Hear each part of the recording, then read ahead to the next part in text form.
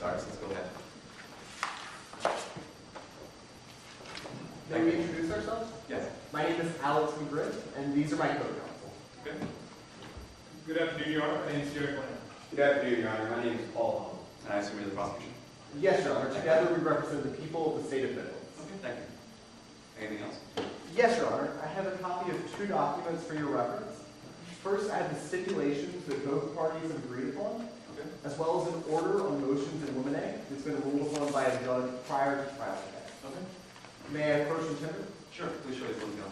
Yes, Your Honor.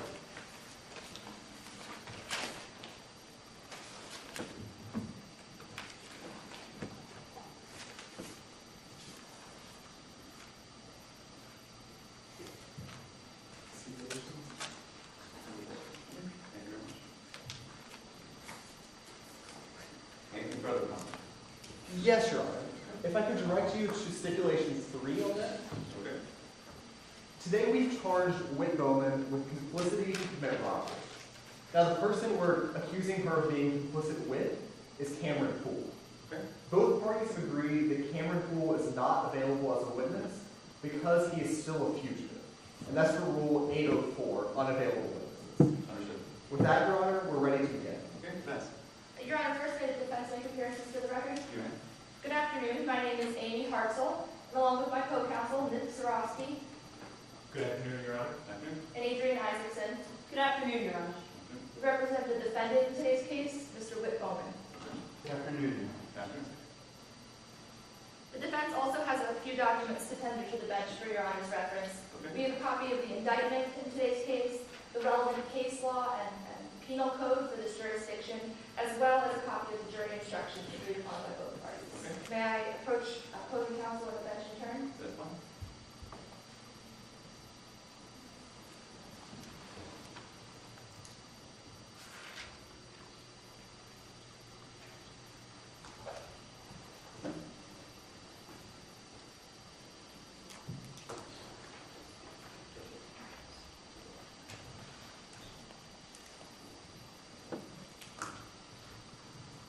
Anything else from the defense?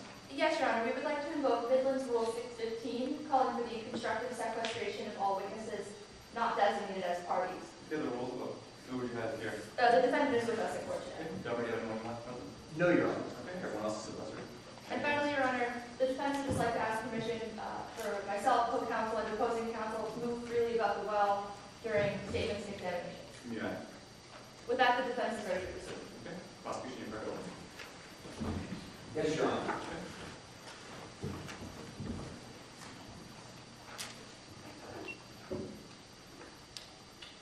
May it please the court. His plan, his knife, his crime. Today you'll hear about two friends who would do anything for each other. Two friends who thought they had planned the perfect crime. Two friends who would do anything to get away with it. One of those friends' name was Cameron Poole. He's currently a fugitive. The other sits right in this courtroom today. Today, the state of Midlands is charging Whit Bowman with robbery in the first degree. See, on August 30th, 2012, Rock World Amusement Park was robbed at night. At the end of today's trial, it will be clear that the evidence points to his plan, his knife, and his crime. You see, in the summer of 2012, both the defendant and Cameron Poole were working at Rock World Amusement Park. Today, you'll hear that the two had devised a scheme to steal money from the park. But as the summer came to a close, their crime began to catch up with them. Today, several witnesses will tell you as the defendant became more desperate to come up with a plan to get away with this crime, the net closed in on him. Today, Tyler Hartman will take the stand. She's a former employee of the park. She'll tell you that she heard Whit Bowman, the defendant, and Cameron Poole discussing a plan just days before the robbery on August 30th. She'll tell you that when Whit Bowman said he had a plan to avoid getting caught, he pulled out a knife Not just any knife. A knife with a blue handle. Now, ladies and gentlemen of the jury, today, I'm going to just simply ask you to follow that knife throughout trial. And when you follow that knife, it'll take you to the testimony of Rory Sheldon. Rory Sheldon was the park's mascot, and he's going to testify today, too. We expect Rory Sheldon to tell you just hours before the robbery on the 30th, he saw the defendant give a knife to Cameron Poole. Not just any knife. A knife with a blue handle. Ladies and gentlemen, let's follow that knife one more time. This time to the day of the robbery. At that point, Haley Floyd will take the stand today. She was actually the victim in today's case. She'll explain to you how that knife with a blue handle was shoved in her face. Now today, we're charging the defendant because he gave his knife to Cameron Poole, who then used it in a robbery. See, ladies and gentlemen of the jury, in this jurisdiction, if you help someone plan or execute a robbery, you're just as guilty as they are. That's why we're going to prove to you beyond a reasonable doubt that Whit Bowman was guilty of robbery in the first degree. At the end of today's trial, my co-counsel, Jared Bland, is going to stand before you and is going to ask you, just follow that knife. Follow it from Whit Bowman's hands to Cameron Poole's hands to the day of the robbery. He's going to ask you to find the defendant guilty.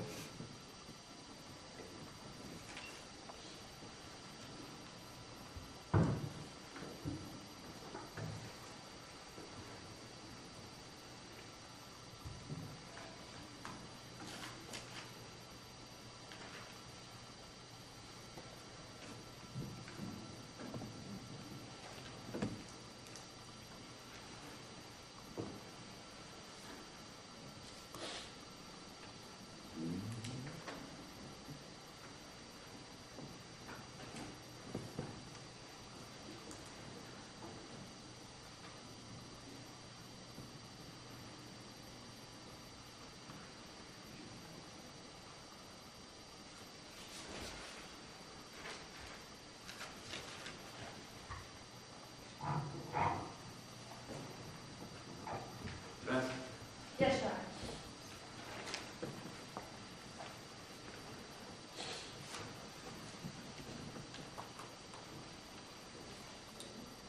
May it please the court, opposing counsel, ladies and gentlemen of the jury.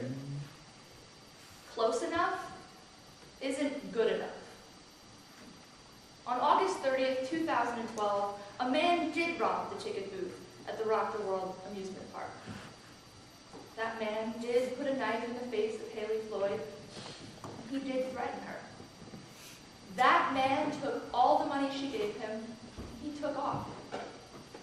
And in his pursuit of that man, security guard Winston Thomas fell into the path of the ride, where he was hit and lapsed into a coma. For only a few $100s, that man threatened one person's life and almost ended another's. Mr. Hubble is right. That man's actions are wrong. They're inexcusable. They are, indeed, criminal. But ladies and gentlemen, you will hear that we know who that man is. That man is Cameron Poole. But this man, this is Whit Bowman. He didn't put a knife in Haley Floyd's face. He never threatened her, and he isn't the reason Mr. Thomas is in a coma today. So how did we get here? How is this man on trial for a robbery that we all know that man committed? Because you will hear that Cameron Poole escaped. The police never tried to find him. When the police needed to charge someone for this robbery, they didn't pursue the obvious criminal. They never followed that man. Instead, they turned to this man. And they decided that Whit Bowman was close enough. here today in a court of law, close enough isn't good enough. When the prosecution chose to charge Mr. Bowman for this crime, they took on a burden of proof. This means that they must prove to you beyond a reasonable doubt that Mr. Bowman is just as guilty of Mr. Poole's robbery as Mr. Poole is. The prosecution wants you to believe that these two men were working together, but ladies and gentlemen, the facts will show that Mr. Poole simply acted alone. Ladies and gentlemen, because there was no thorough police investigation, because no solid evidence was collected, there is only doubt that Mr. Bowman is involved.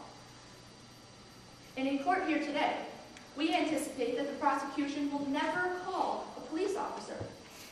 They will never detail that investigation.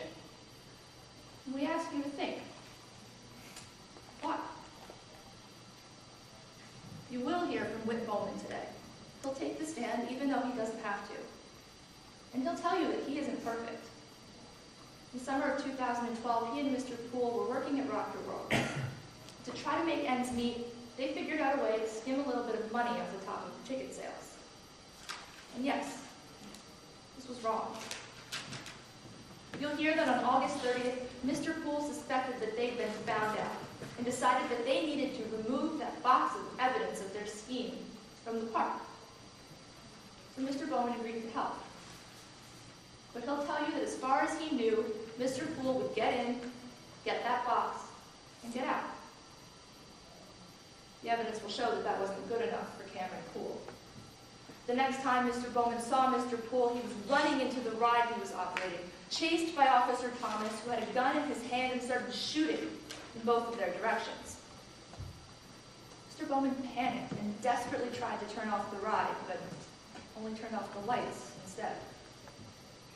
We'll hear from Billy Isaacs, another ride operator at the park, that the controls on every ride are different, and that Mr. Bowman's was a common mistake. You'll then hear from Charlie Kaminsky, the cab driver that Mr. Poole hired to take him out of town the night of the robbery. He'll tell you that Mr. Poole called Whit Bowman that night. And when Mr. Bowman heard what Mr. Poole had done, he was shocked. He told Mr. Poole, just as he will tell you today, that he never meant for any of this to happen. Close enough just isn't good enough. That's why at the end of today's trial, we will ask that you find Whit Bowman not guilty. Thank you.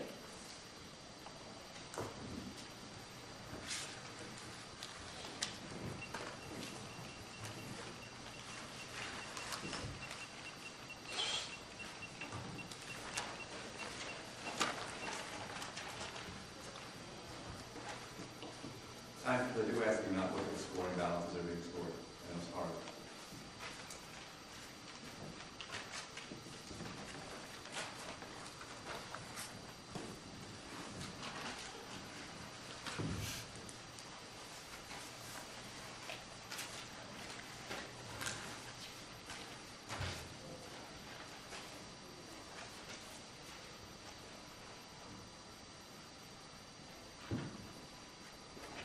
Prosecution purposes. Yes, Your Honor. At this time, the people call Haley Floyd to the stand.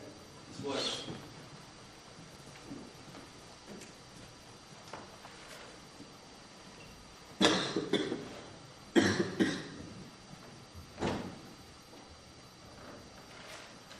Could you please introduce yourself to the court? Hello, my name is Haley Floyd. And why are you here in court today? I was at Rock's Road last summer on August 30th, the day the park was robbed. I'm here to tell everyone what happened. Let's back up just a little bit. What is Rocky Road? Well, Rock World is an amusement park in the Midlands. There's music, funnel cakes, there's a guy that goes around in the dinosaur suit scaring little kids. It's a pretty great place to work. And what's your job there? Well, I'm head accountant for the park. As a head accountant, what are your responsibilities? I prepare property taxes, I issue financial statements, calculate depreciation for all of our park assets. It's a lot of paperwork, but I love my job. When did you start working at the job? Working at Rocky Road? I started working there about 3 years ago. I heard about the park from a neighbor and decided to take my son Henry there. While I was there, I saw a flyer looking for a head accountant. Before you applied for that position, did you have any sort of experience in accounting? Yes, I got my bachelor's in accounting from Wagner College, and I also have a master's from Midland State. You also mentioned earlier that the park was robbed. What day was that? This was on August 30th, last summer. Take us through that day. What happened? Well, I started off, I dropped my son off at preschool down the street.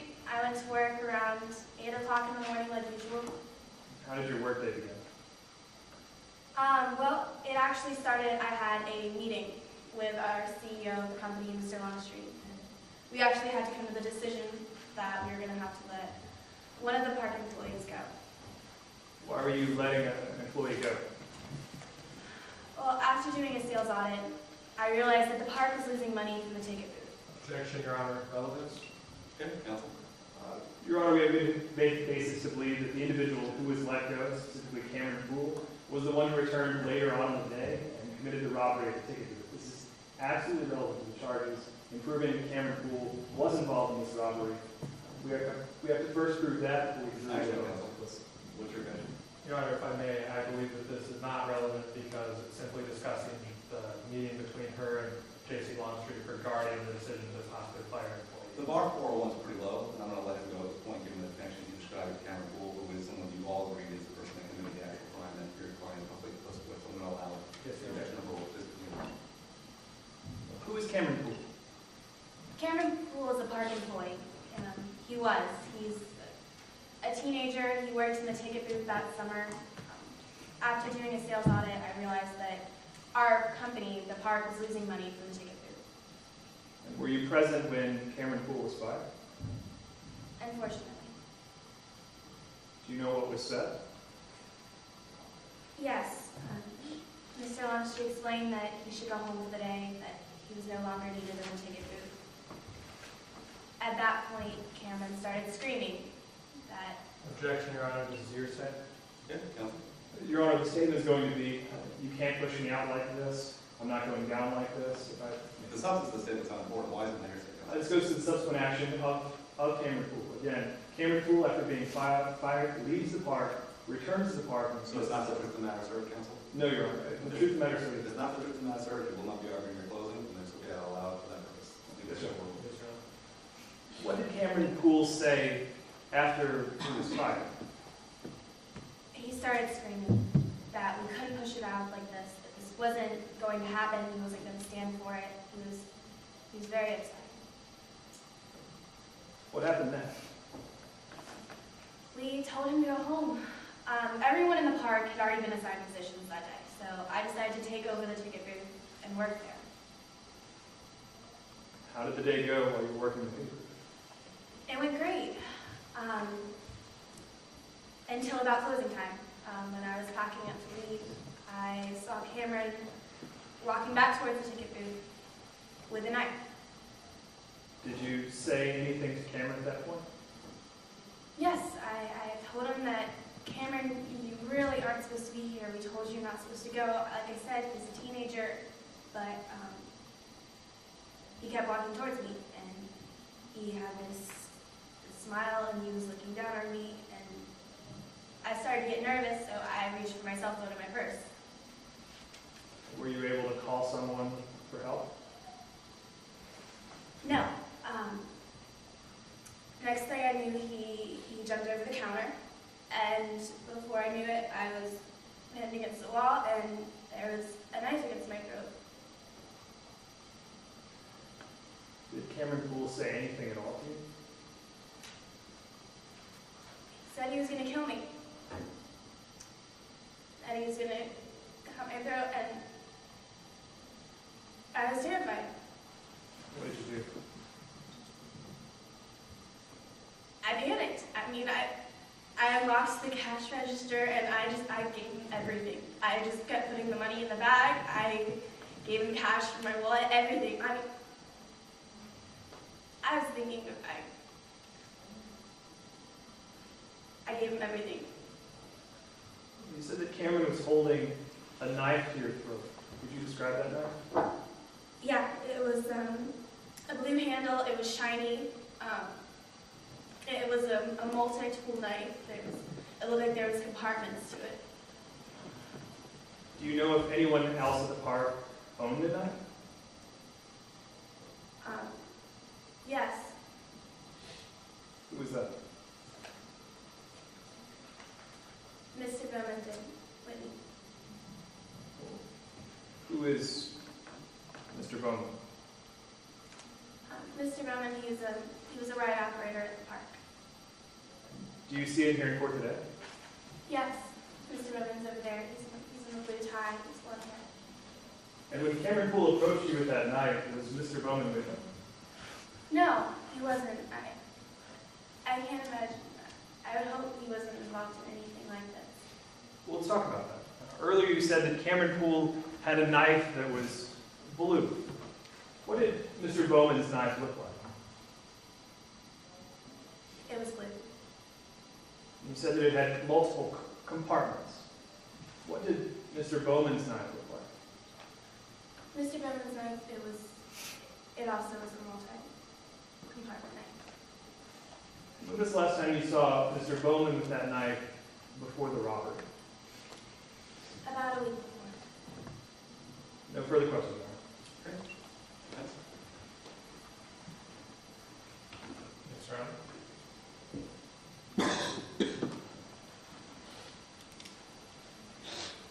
Good afternoon, Ms. Floyd. I just wanted to speak to you briefly about some of the events on August 30th. Of course. You said Cameron Poole approached you in the ticket booth? Yes, we did. Whit Bowman never approached you. No, we never did. Okay. And Cameron Poole pulled out a knife, you said. Yes. He put it against my throat. Whit Bowman didn't put in a knife in your face. No, I would hope Whit would never do that. And Cameron Poole demanded all the money that he had in the ticket. Yes, sir, he did. No, Whit Bowman never demanded any money from you. No, sir, he didn't. You gave Mr. Poole all the money you had. Everything. You didn't give Mr. Bowman any money. No, sir, I never gave Mr. Bowman any money. I did not see Mr. Bowman that day. You also didn't see Mr. Bowman when Mr. Poole fled. No, I did not And I see just wanted to speak to you briefly about the knife that you saw. And you said it had a blue handle. Yes, sir. It was shiny, metallic, very bright blue. Now, do you know how long the knife was? Do you mean the blade or the handle? Any part. Can you tell us how long any part of the knife was? I can't be certain. I know that there was enough knife to cover my throat. The handle, his hands were covering the handle, so about the size of a teenage boy's hand. So that's a no, you can't tell us exactly how long the knife was. It was long enough to cover my throat. Is your testimony that you do know how long the knife was? Not exactly, no. You can't tell us what the handle was made of, if it was wooden or metal. No, the paint covering the knife made it hard to tell what it was. The paint was very thick. So you couldn't tell what type of material the handle was made of. No, but I'm guessing metal because it did have multiple compartments. So it's your testimony that the knife that you saw was metal. It's my guess. I don't know knives very well, but I know that it did have multi-departments. And usually when you have like a screwdriver or bottle opener, it's metal. So just to clarify, you are not sure if the handle to the knife was metal or wooden? Objection, Your Honor. This has been asked and answered. Your Honor, if I'm going to respond. No, she hasn't been answer yet, so I don't know what we're doing. Yes, Your Honor. No, I'm not. Okay. Do you know if the blade was smooth, serrated? No, sir, I'm not familiar with knives. No further questions at this time. Okay, redirect counsel. Nothing further, Your Honor. Get the assistant down.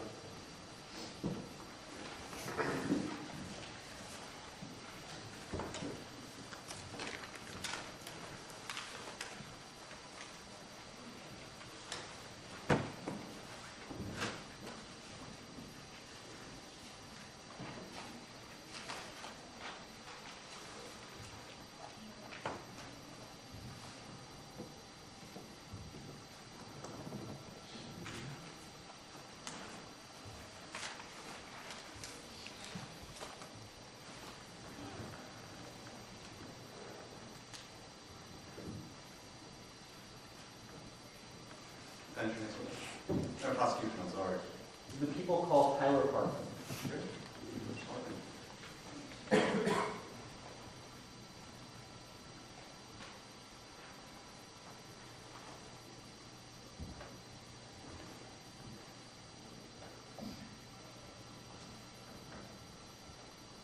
Please introduce yourself. Hi, my name is Tyler Harlan. Y'all can call me Miss Tyler.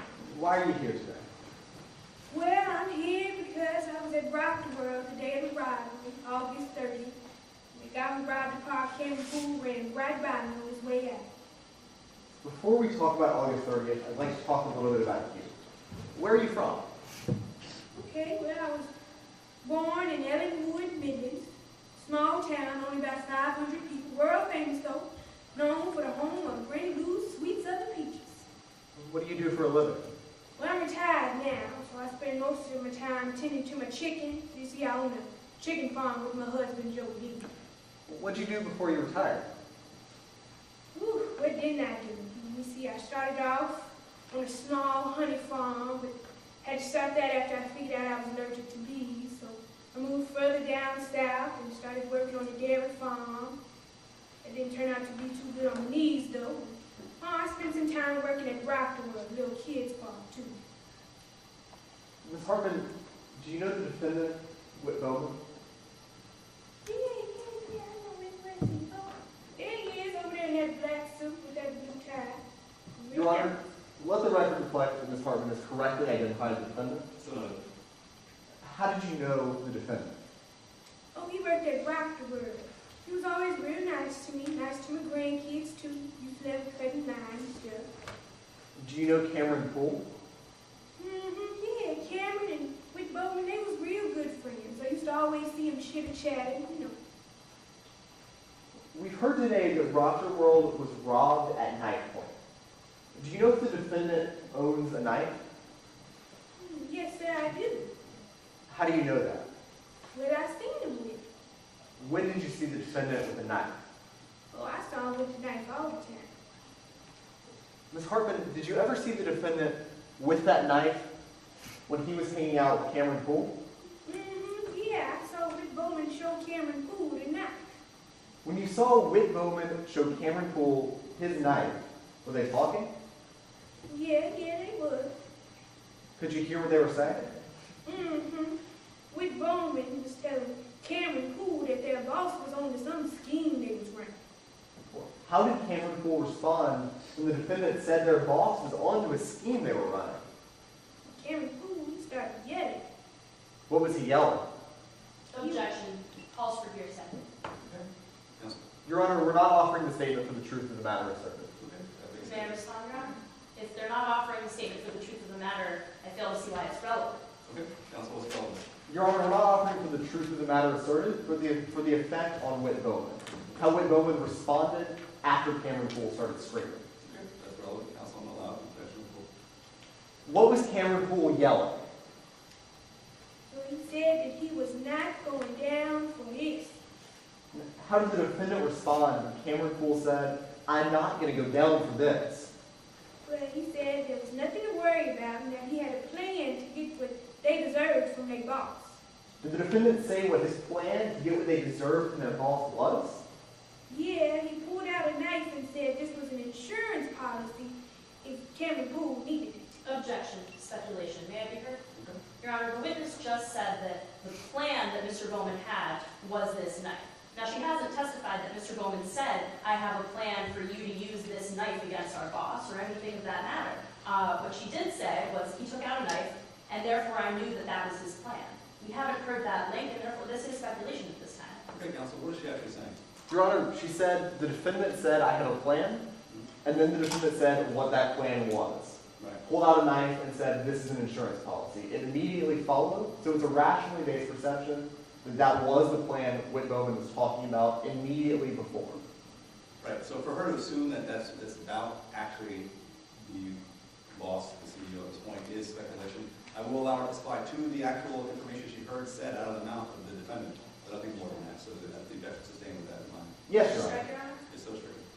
After you heard the defendant say, "I have a plan for how we can get what we deserve from our boss," What did he do next?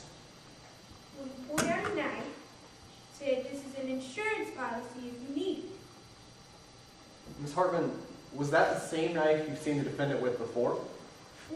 Yeah, sure was. It was the same blue, real distinctive looking knife. Could you say anything else about the handle of that knife? Yeah, like I said, I ain't never seen no handle that looked like that knife before. Ms. Hartman, when did this conversation where the defendant showed Cameron Poole his knife take place? Well, it was end of August. I remember it because it was the same day Big Bertha, that's my most prized chicken, laid 3 eggs that day. It was her personal record, and I was real proud of it. Can you be more specific about the week this conversation took place? Yeah, it was the same week as the robbery. Well, let's talk about the day of the robbery. Did you see the defendant on August 30th last year? Yeah, I did. I remember because I was getting onto the Tunnel of Terror with my grandkids, and Rick Bowman was actually working a ride that day. What time was this?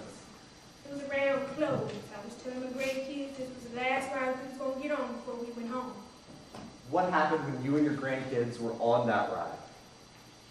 Started off as usual, strapped in real nice and tight, started into the tunnel.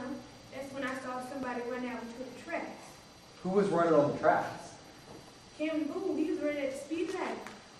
Could you tell who Cameron Poole was running from? A security guard. Well, when you saw Cameron Poole being chased onto the track by a security guard, what did you do? Objection. Relevance. May I be heard, Your Honor? I want to hear from counsel first why it is relevant. Your Honor, if I may proffer, she's going to say that she made a statement to the defendant. Told her we need to turn off the ride in order to make sure these people are safe. Okay. May I respond, Your Honor? You may. Now, I believe, I have a good faith basis that the witness will testify that she actually yelled it while she was already partway through the ride. Now, saying a statement to somebody's face and yelling it to somebody who may or may not have heard you, well, that's not the same thing. Because we All haven't excellent heard that points to be foundation. cross-examination, so I will allow you to do that just to wait on admissibility. Yes, This sir. point at least marginally relevant to bargaining very well, and for one will allow the objection of rule. Yes, Your Honor. Ms. Hartman, after you saw Cameron Poole being chased onto that ride by the security guard, what did you do? I yelled at Rick Bowman, told him to stop the ride so that the security guard could get Cameron Boone. Well, when you told the defendant to stop the ride, did he stop it? No, actually, all the lights went out. The ride kept on going. After you saw all the lights, or before you saw all the lights went out, was there anything you saw? Yeah, I saw Cameron Poole. He was getting at the back door, about to slip out. Security guard wasn't so lucky though. What do you mean? Well, while he was chasing Cameron Poole, the ride hit him. He fell to the ground, and Cameron Poole, he got away. Thank you, Ms. Hartman. Nothing further at this time. Thank you. I will note before I proceed, the gallery are awfully loud, and I find it quite distracting. The students have worked very hard. This tournament cannot be distracted by your conversation. If you must converse, please step outside. Thank you. Please. Defense? Yes, Your Honor.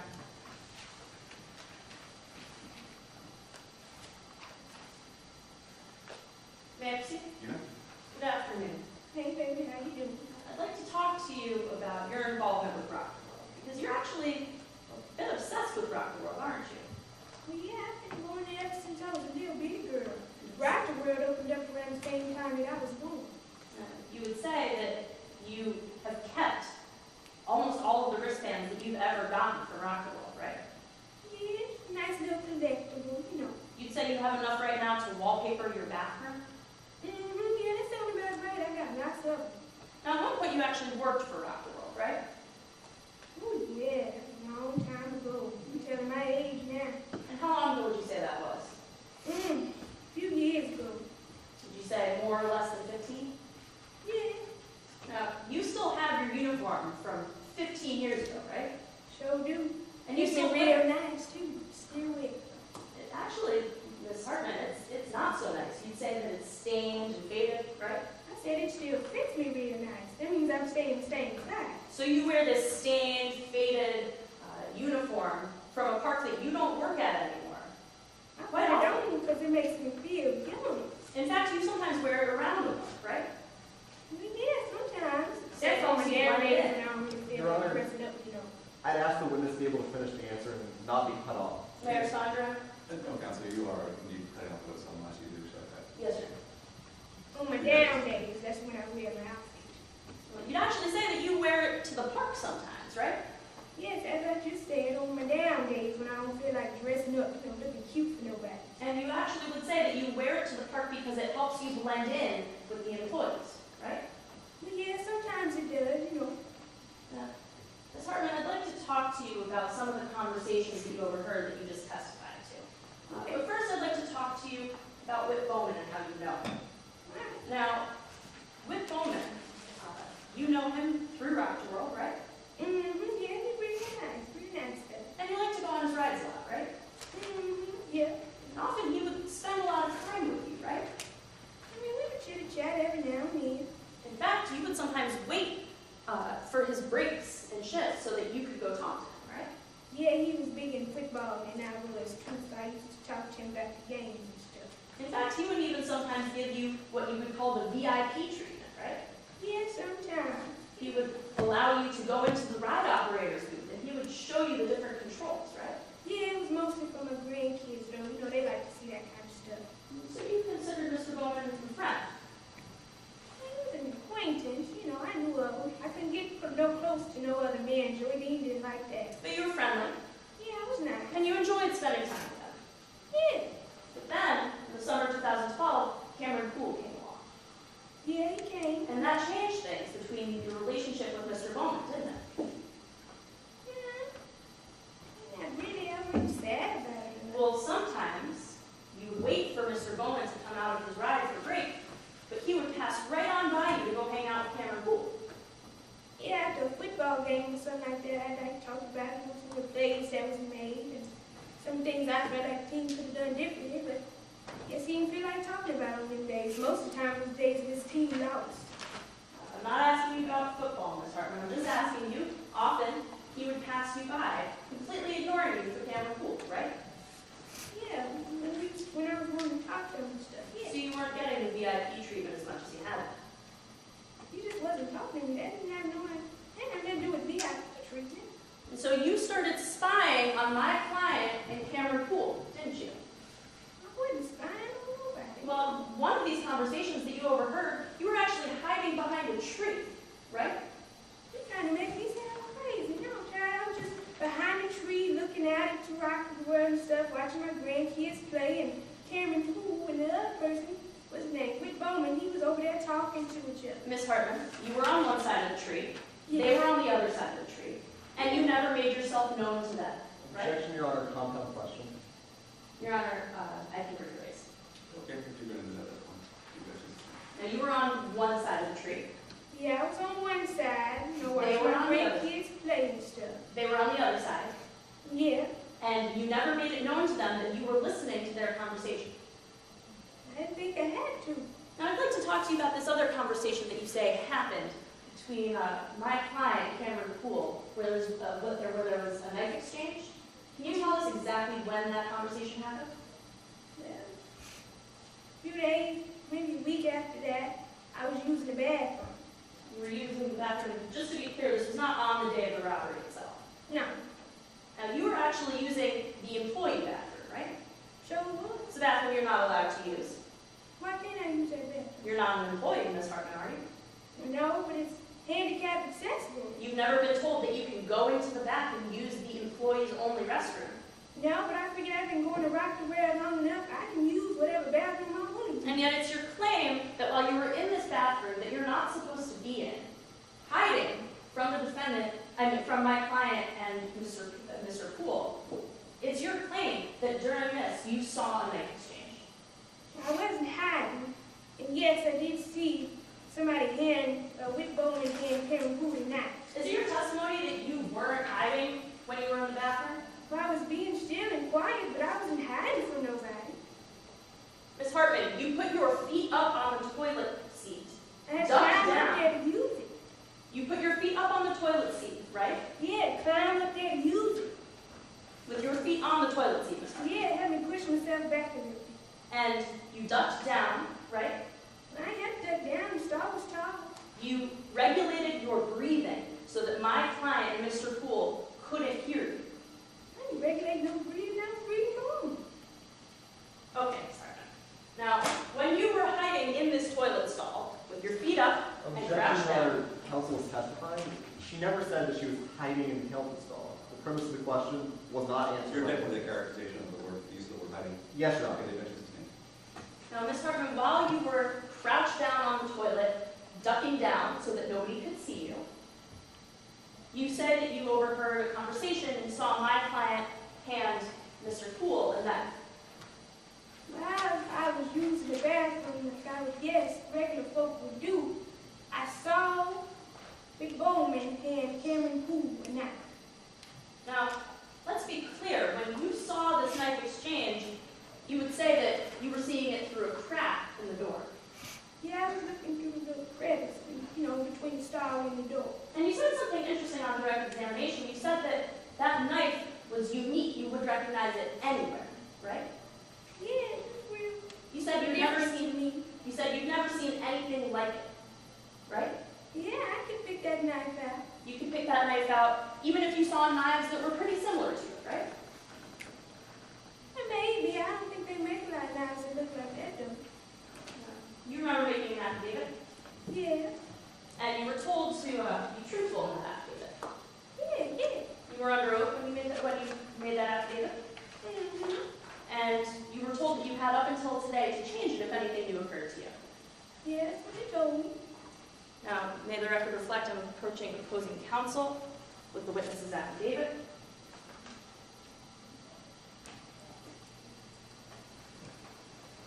May I approach the witness? You may. Ms. Hartman, this is your affidavit, right? Yeah, it looks like it. And turn to the last page.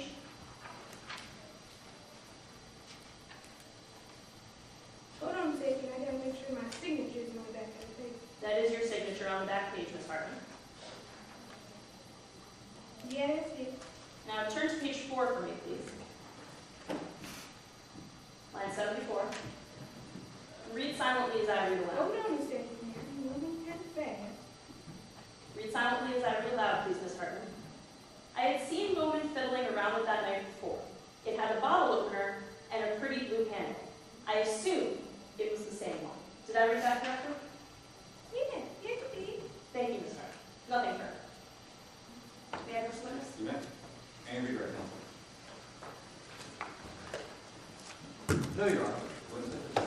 Okay.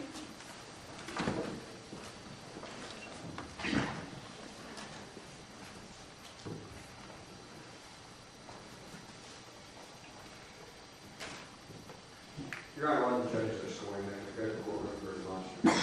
Seen in the month. Yes, Your Honor, I just asked that once it's set up, I can move to see it. You may. And introduction, please. Not to excuse of the demonstration.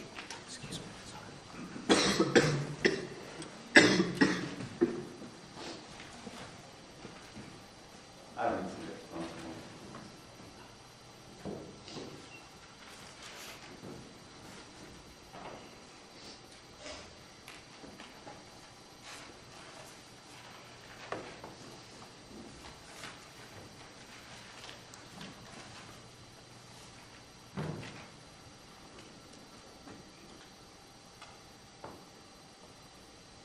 Present.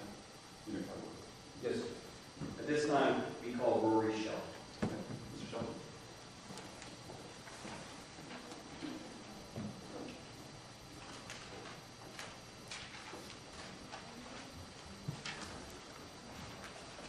May I proceed? You may. Please introduce yourself. Howdy, my name's Rory Sheldon. Where are you from, Mr. Shelton? Well, I'm originally from the Big Apple of the South, Tuscaloosa, Alabama. Where do you live now? 521 Canyon Road, South Midlands. Mr. Shelton, why are you in court today? I saw everything that happened the day Rock the World was robbed. What do you do for a living? I'm the Rock the Raptor, the best gosh darn mascot this side of Mississippi. You said you're the Rock the Raptor. What does that mean? Well, that's just my stage name. I'm the mascot for Rock the World Amusement Park. How did you become a mascot? It all started when I was a little tyke standing outside Bryant-Denny Stadium. Big Al, the Crimson Tide elephant, came right up to me and shook my hand.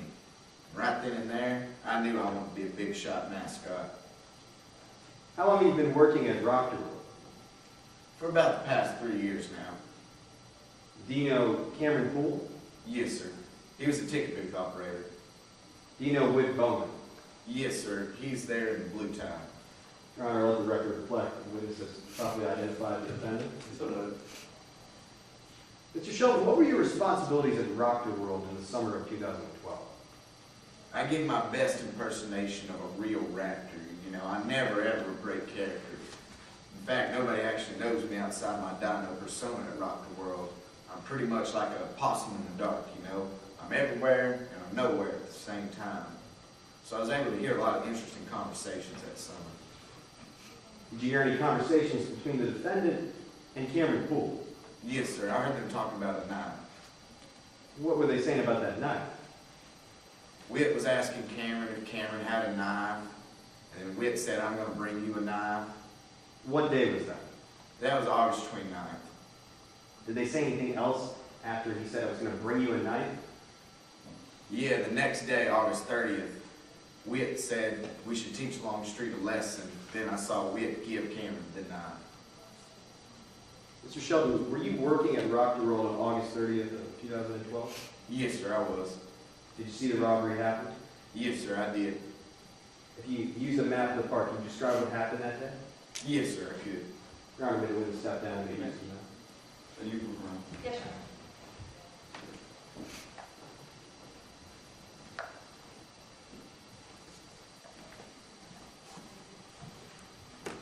Mr. Sheldon, what are we looking at here? That's a map of Rocker World. Now, where were you standing when the robbery occurred? I was standing right back here behind the ticket booth. I like to give the kids a good scare as soon as they come into the park. Such a good time. Well, when did the robbery take place? It was just close to closing time. How did it start? Cameron Poole approached the ticket booth, and then a few seconds, well, not a few seconds, a little while later, I saw him bolt from the ticket booth headed in this direction towards the Tunnel of Terror. What happened after you saw him bolt towards the Tunnel of Terror? Well, I saw him running with the knife in his hand, with his Whit's knife in his hand, and a black duffel bag running towards the Tunnel of Terror where Whit Bowman was working. Objection, Your Honor. Lack of foundation. Okay, look on. Your Honor, the witness testified that he was standing outside of the park at the ticket booth, scaring children in his dinosaur costume. For him to testify as to the details of what Mr. Poole was doing once he got to the Tunnel of Terror ride is a huge You're lack skeptical of notwithstanding, he's saying he saw it, so there's no speculation there, counsel. The actual rule, it's certainly right for cross-examination. Yes, He's Your Honor. saying he saw those things, so it's not speculative. Your Honor, my objection is to the foundation as to how he knows that. Right, once again, he said he saw those things, so the foundation can make. Yes, Your Honor. May I proceed? Yeah. What happened after you saw Cameron Poole running through the park with Bowman's knife? Yeah, I just saw him kept running towards the Tunnel of Terror with the knife and the big old duffel bag in his hand. Officer Winnie Thomas chasing him, who was a security guard. Earlier you said that it was strange that Whit Bowman was working at the Tunnel of Terror. Why was it strange? Longstreet had ordered her not to work at it, or him to not work it anymore, after he'd run it on a blackout mode with some employees after the park. Objection, Your Honor. Hearsay. Okay, counsel. Your Honor, this witness heard Longstreet, the owner of the park, command Whit Bowman to not run this ride anymore. It's a command, it has no truth value, and it's not for your side. Your Honor, if I may be heard, the statement does have a truth value, and it's being offered for its truth value. And if it's not being offered for its truth value, this statement is irrelevant. Right, counsel, it seems the relevance of this is the fact that he then was there despite a direction from the boss not to be there. It's certainly being offered the truth of the matter, which is that he was not supposed to be there. So unless you hope another exception, I'm doing this is any objection. Yes, Your Honor. Is there anything else? Counsel from here, do you have another objection? No, no, no. The objection is the same. Move to strike that statement from the record. Did you ever see Cameron Poole again after he ran into the Tunnel of Terror? No, sir, not that day. Your Honor, no further questions at this time. Okay. What's the time? All right, let's get back and see. That's fine. Yes, Your Honor.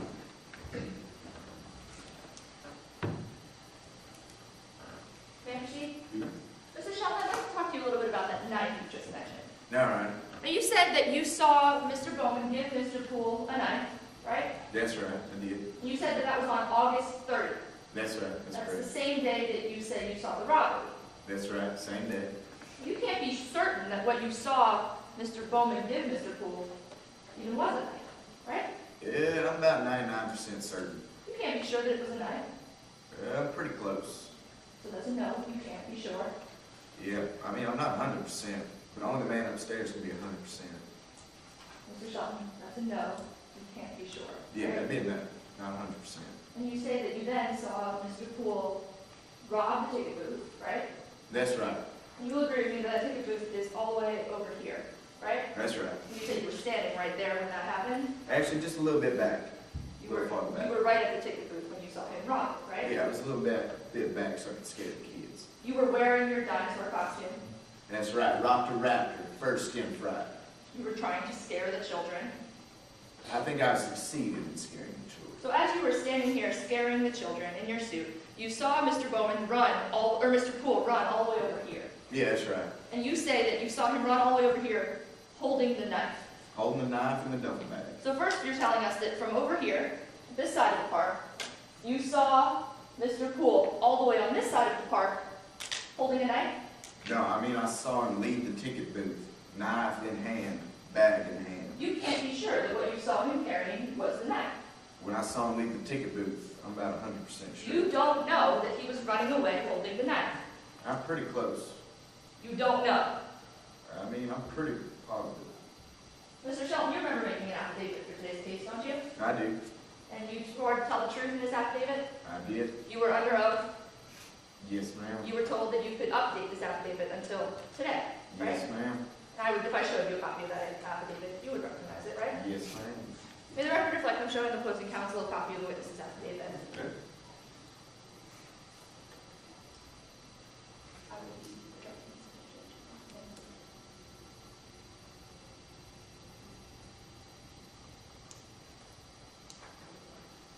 May I approach the witness?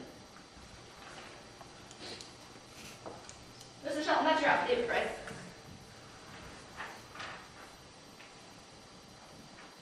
Yes, ma'am, it is. It's your signature on the last page. Yes, ma'am, it This is. is the same affidavit you prepared and gave to your lawyers, right? Yes, ma'am. I'm turning your attention to page 7, line 140. Please read along silently as I read aloud. Poole was holding what looked like the knife Poole received from Bowman earlier in one hand and a bag in the other. Did I read that correctly? Yeah, you did. May I approach the witness to read this affidavit? So, Mr. Shelton, even though you're so sure that what you saw Mr. Poole holding was that knife, you didn't tell the police officers that interviewed you that you saw him holding a knife, did you? Which police officers? I wrote it in my affidavit. Mr. Shelton, you talked to police officers that day. Yeah, I talked to police officers a lot. That's how I wrote that affidavit. You wrote this affidavit with the police officers? Yeah, they told me to tell them everything I knew about the case. Right, and they also talked to you the day of the crime. Yeah, they did right afterwards. Right, and when they were talking to you about that, you were told them about that knife. Yeah, they were just asking what happened that day, like that robbery. And when they were asking what happened with that robbery, you did not tell them that you saw the knife. I mean, I told them a lot of things. And that wasn't one of them. I mean, I sort of don't know what he wrote down exactly. I've been Mr. talking a Shelton, long it's a time. simple question. All right, I said Mr. Shelby be allowed to finish his answer before she moves on to her next question. No, Counsel, this is avoiding answering all of our Yes, sir. objection. Mr. Shelton, yes or no, you did not tell the police that you had seen that knife. No, it's not in the supplemental report. Mr. Shelton, I'm not asking you about what you believe is in the police's report. No, I'm telling you, like, you didn't write it down, no. You did not tell them about the knife. Your Honor, this has been asked and answered. Your Honor, You guys get an answer, Counsel, and we'll leave the question. Yeah, I said no. no. Yeah, that's no. You did talk to police officers about Rock World's owner, J.C. Longstreet, as well, right? No. You didn't tell the police officers that you were a little bit suspicious of Mr. Longstreet? They didn't really want to hear about it. They were just sort of concerned about the robbery. Exactly. Every time you tried to mention Mr. Longstreet, they interrupted you. Well, sometimes, yeah. They told you they didn't want to hear anything about him. Yeah, they actually threatened to arrest me unless I took the dinosaur suit off. That's not what I asked you. But you didn't take the dinosaur suit off? Well, in our employee handbook, it says not to take it off, even if a tornado's coming. So I really wasn't sure like what the protocol was. So as you're talking to the police officers, still dressed as that scary dinosaur, you're telling them about Mr. Longstreet, and they are refusing to hear it, right? Well, I would just like bring it up and they'd be like, we want to hear about this and this. They only asked you to talk about Whit Bowman. Well, Whit Bowman and Cameron Poole, what happened at the robbery? let's talk a little bit more about that dinosaur suit, Mr. Shelton. You would agree with me that the second you started working at Rocky World, you were the mascot, right? That's right, Dr. Raptor. And you were that same mascot when Mr. Poole and Mr. Bowman were hired. That's right. And as soon as Mr. Poole showed up, you automatically assumed that he and Mr. Bowman were in on some kind of scheme together, right? Well, we had worked at Rules Rivertown before, where they had actually both been fired for running the scheme. So when they showed up at Rocker World, you automatically assumed the same thing was going on. Yeah, I knew Cameron pretty well. So you decided you were going to do a little investigating, right? That's right. Turned out I was right. Well, let's talk about how you did that little investigating, Mr. Shelton, because this was while you were on the job, right? Right? Like I said earlier, I'm like a possum in the dark. Nobody really knows when I'm around. Right. When you're in your giant dinosaur suit, it's hard for people to know who you are. That's right. So you could get pretty close to Mr. Bowman's personal conversations, and you wouldn't really know it was you. That's right, possum in the In dark. fact, you would go so far as to drag small children toward Mr. Bowman to take pictures with them so that you could hear what he was saying. No, I wouldn't drag them. Like when I'm in my dinosaur suit, kids just come to me, and when I take pictures with them, I make sure I can hear the conversations. So you would pose for your pictures with these children right next to Mr. Bowman, Right next to Bowman and Poole. so you could hear what they were saying. That's right. The reason you did all of this was because you were kind of hoping you would discover something. Yeah, and I did, and I wanted to tell Longstreet what I found out. You were hoping that if you discovered something, you could go tell J.C. Longstreet and he'd give you a promotion. Yeah, I mean, it's a pretty big deal. You wanted to be an even better dinosaur. That's right, I did. You wanted to be the hero. Yeah, I know, missed my chance. You wanted to be the raptor, right? Yeah, I wanted to be a Raptor full-time, first in fright. And it was in your investigation of Mr. Bowman that you were trying to do all of this? Yeah, I knew that if I didn't go tell Longstreet about Bowman giving Poole the knife, I was going to miss my chance. And you are now testifying against Mr. Bowman. Well, I'm just saying what I found out. You are here today testifying against Mr. Bowman. Well, I mean, I'm just saying the truth. I don't know if that goes against him before. Mr. Shelton, I'm asking you a simple question. You are testifying against Mr. Bowman. I guess so. I don't even know legal technicalities. Thank you, Mr. Shelton. Nothing further, Your Honor. Can I rewrite, counsel? We have no regrets on that. Yes, Mr. Sheldon. Anything else? No, Your Honor, this ends our case in chief. Okay, we'll take a 5-minute recess.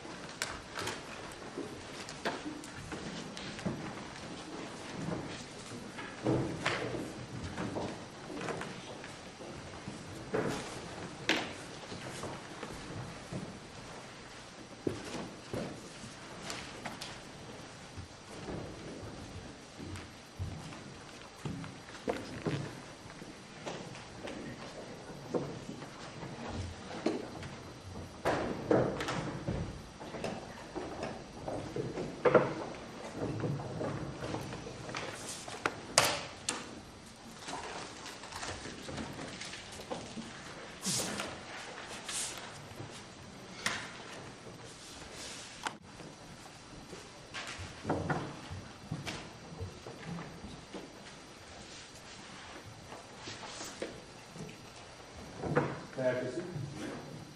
Would you please state your name for the court, spelling your last? Oh, sure. My name is Billy Isaacs, I-S-A-A-C-S. What's your job, Ms. Isaacs? Well, I currently work as a bartender for Chuddy's. Have you always worked as a bartender? No, I haven't. It's actually sort of a family profession. My parents, back when they lived in Canada, actually had their own bar. So I was kind of always expected to go into bartending. But I wanted to break the mold, so when I was going through my teenage rebellious phase, I decided to work as a ride operator for Rocker World. You said you were a ride operator at Rock World. What specifically did your job entail? I mean, I wanted to work at Rocker World because I consider myself a people person. So I thought here I'd be interacting with a lot of people. But that's not actually the case. You're mainly just a glorified traffic cop and you're shuffling people in rides, shuffling them out. That's pretty much all you do. Was there a certain ride that you operated most of the time? Yes, my primary ride was the Tunnel of Terror. Can you please explain to the court a little bit about what the Tunnel of Terror is, what it looks like, things like that? Sure, absolutely. Well, it's supposed to be a scary ride, but It's not really that scary. The main job that I have to take care of on that ride is making sure the kids keep it PG or PG-13 if I'm feeling particularly lenient that day.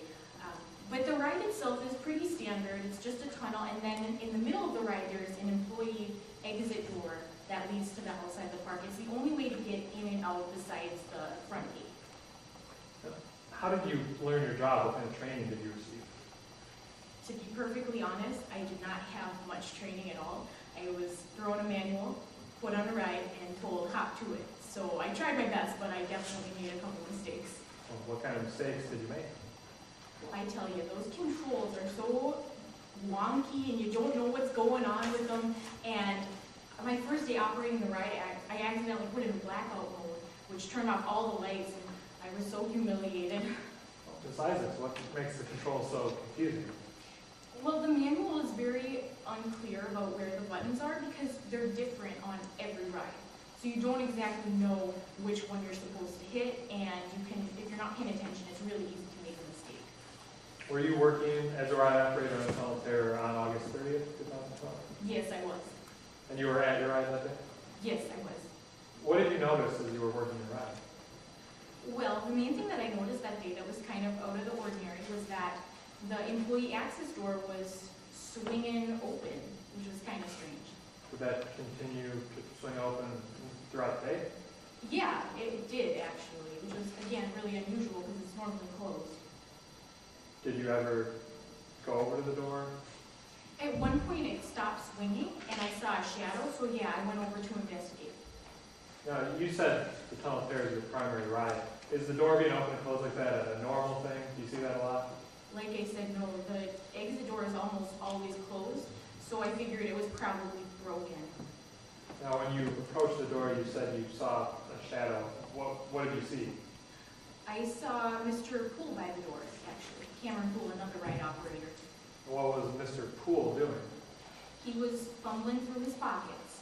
Well, what did he have in his pocket? As far as I could tell, he had a knife.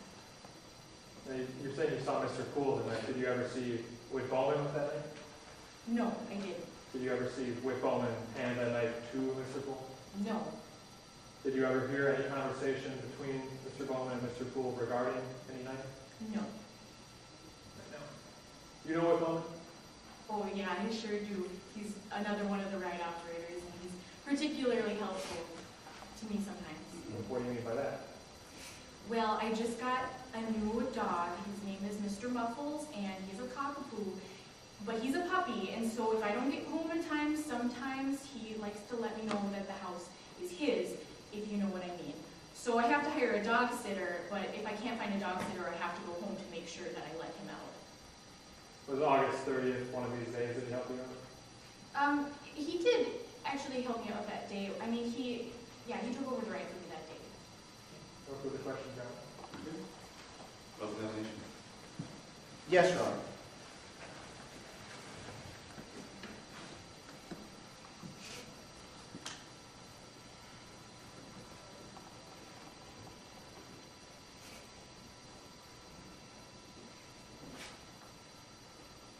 May I proceed? Yeah.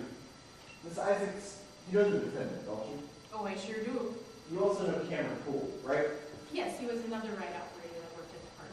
And until August 30th, the only thing you knew about Cameron Poole was that he and the defendant spent a lot of time together.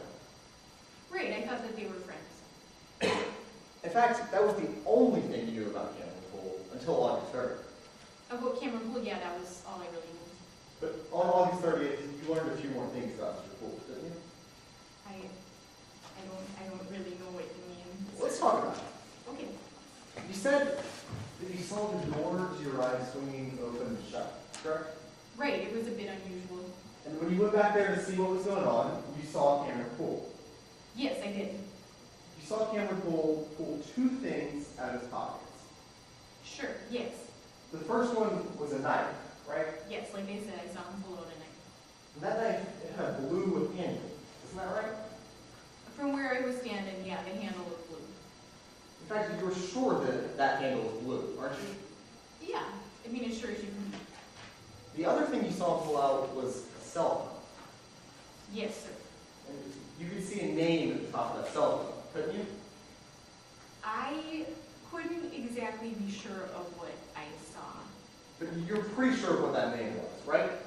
I had a guess.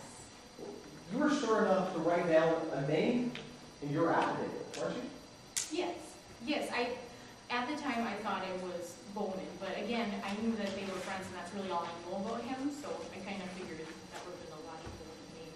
Let's talk about another reason it was logical for Cameron Poole to be texting with Bowman. Okay.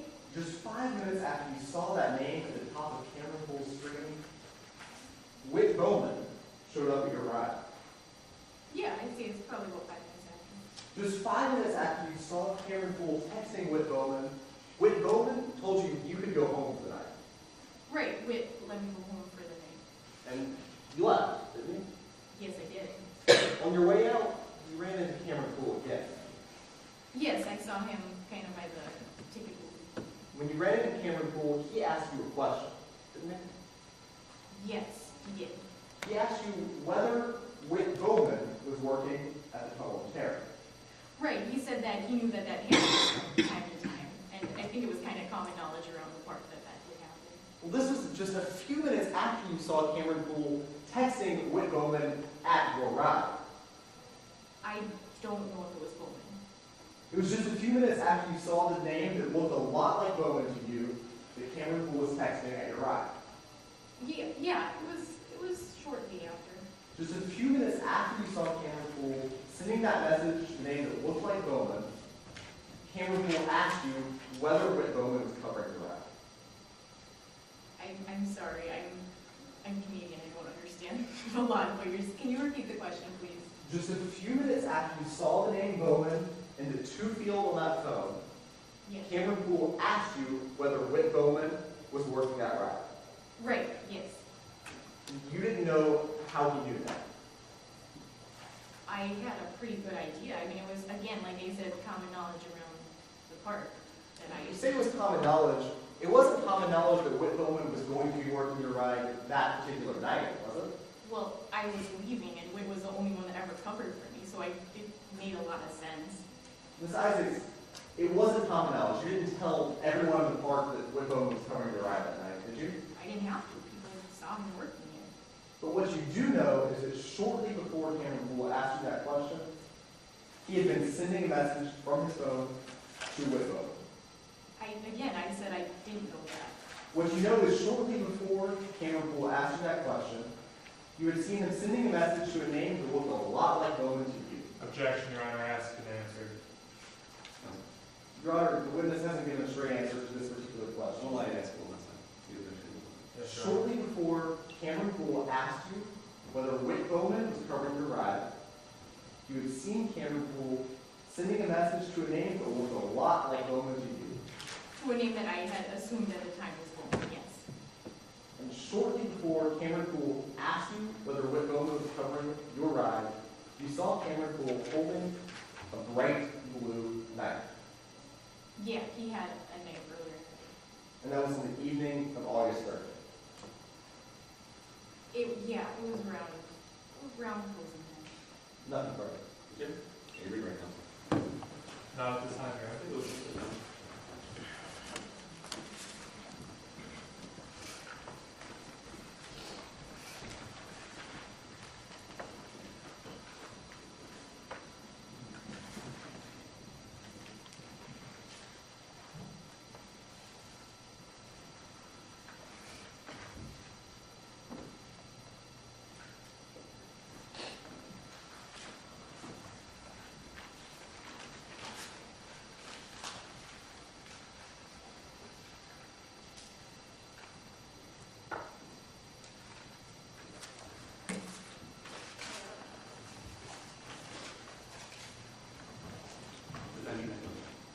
Yes, Your Honor. At this time, the defense calls Charles Kaminsky. Mr. Kaminsky.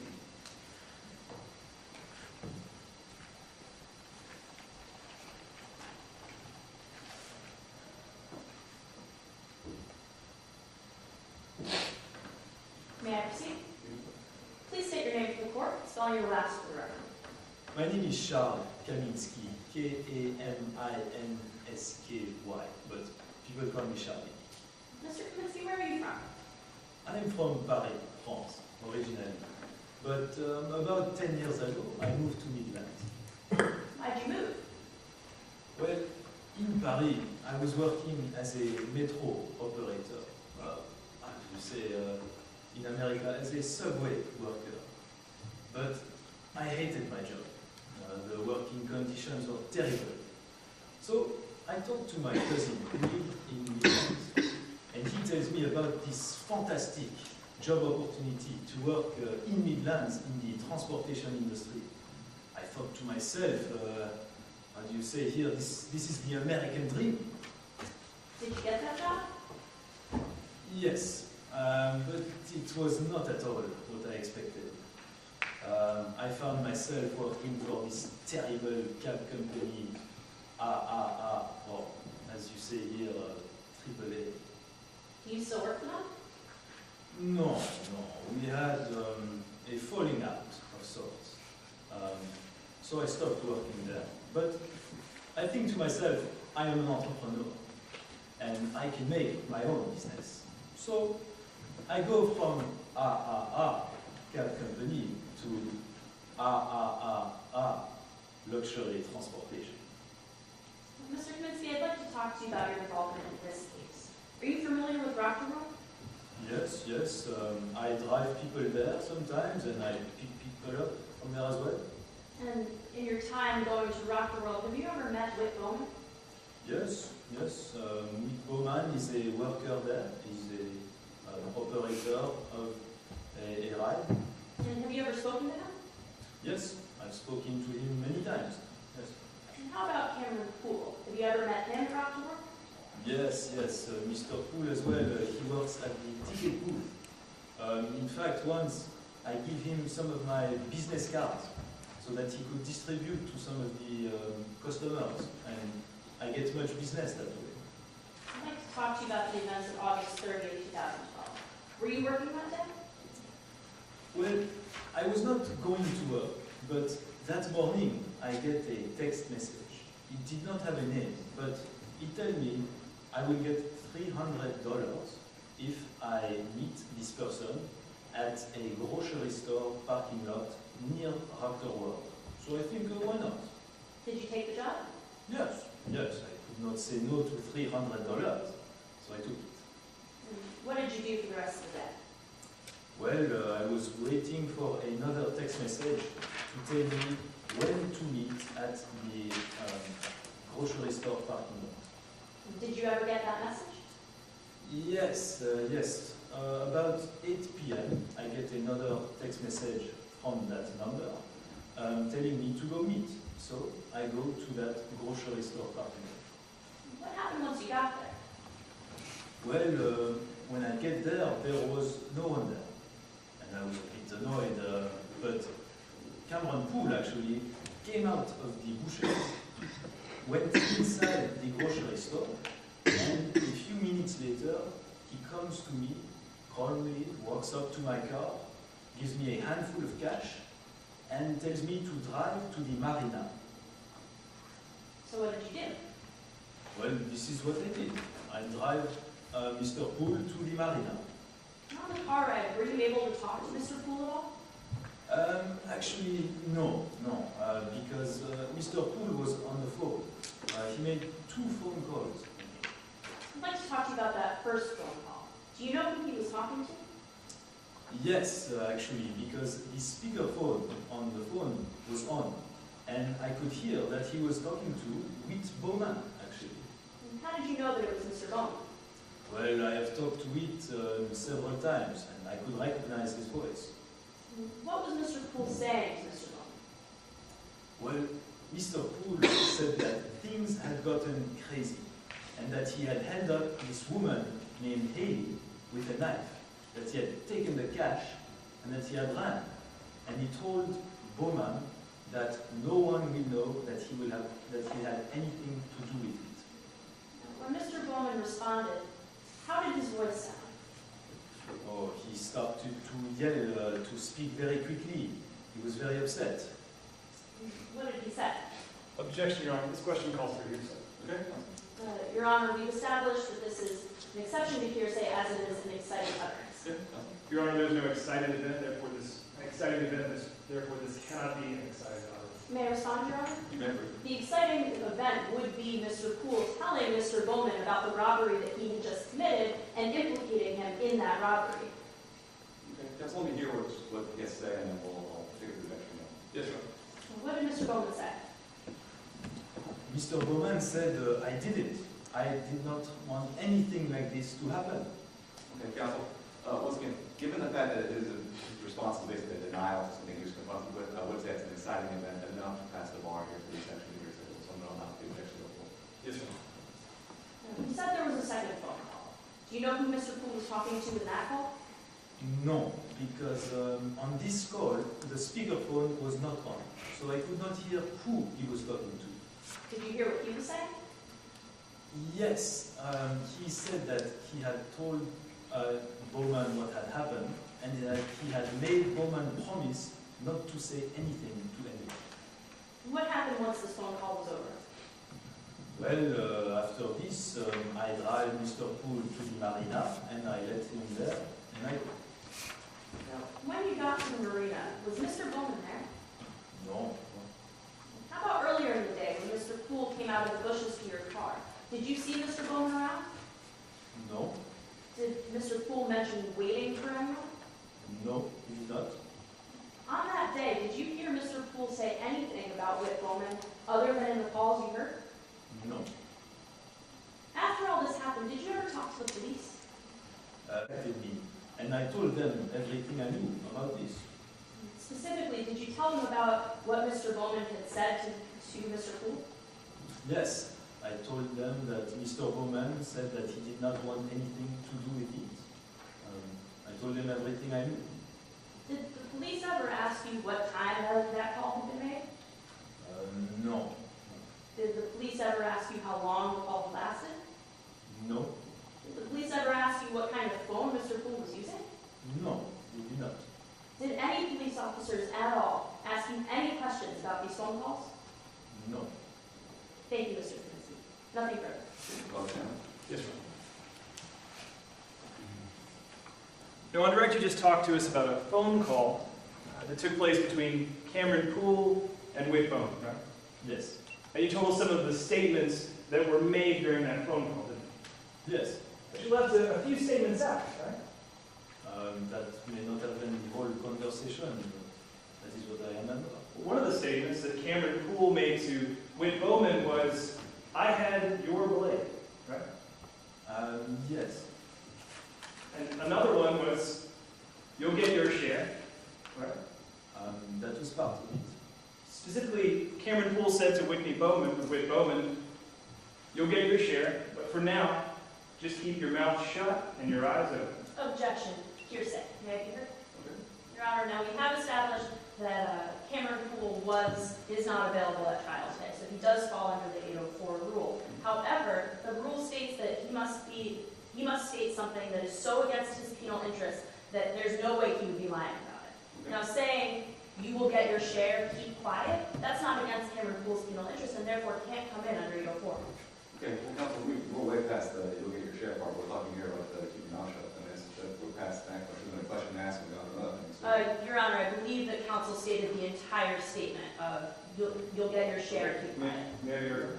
Well, actually, your understanding is correct. I did ask about the first part of the statement, and I added the second part. Furthermore, this comes in under 801D2E. During furtherance of conspiracy, the conspirator may proceed. May I respond to that? Yes. In response to the furtherance of the conspiracy, we haven't heard that Mr. Poole, in fact, was a co-conspirator of Mr. Bowman at this point. That hasn't been established according to how much it has to be established for that rule to apply.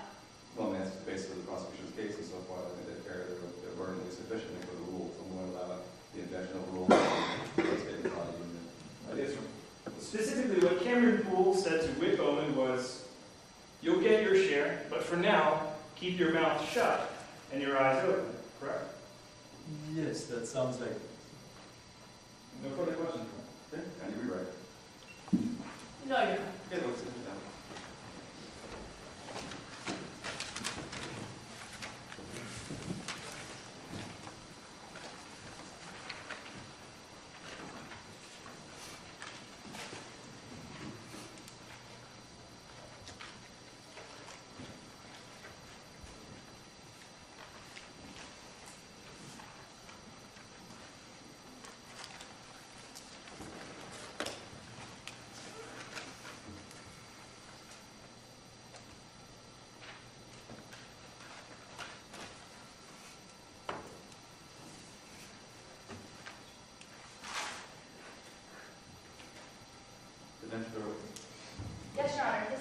man is called Whit Bowman.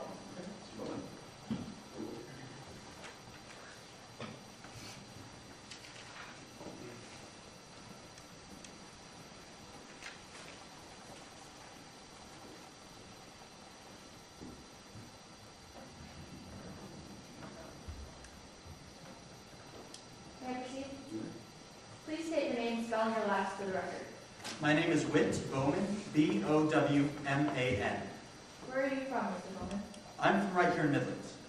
Do you have a job? I used to work at Rockterwold with my friend Cam. Who is Cam? Cameron Poole, he and I were friends from high school, and after high school, we lived together for a little while. We traveled together for several years. Then we had something of a falling out. Mr. Bowman, were you in court today when allegations were made that you and Mr. Poole worked together in on a scheme to steal money from Rock the World? I was in court, yes. Were you involved in that scheme in the summer of 2012? I was involved in a scheme with Cameron Poole to siphon money off the top of ticket sales. He and I kind of came up with this harebrained scheme that he would use these fake tickets to pocket a little bit of cash from the park's ticket sales. And I should have stopped him. I knew he was doing it, but I didn't say anything.